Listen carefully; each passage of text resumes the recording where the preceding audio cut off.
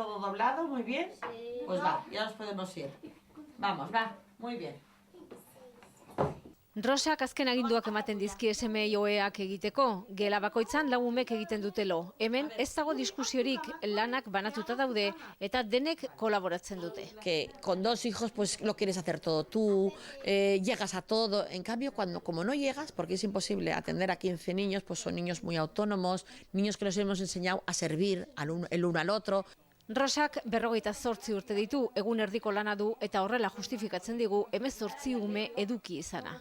Creemos que cada hijo es un regalo y a los regalos no hay que decir que no. Naiz eta hasera gogorra izan zen. La primera hija nació con una cardiopatía congénita muy severa y nos dijeron, esta niña no vivirá. Después nació el segundo, Javi, y al año y medio se moría.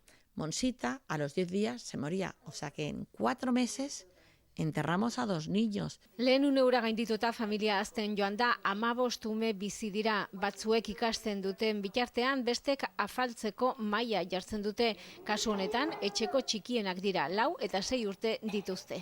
Dena prest dagoenean, afaltzera.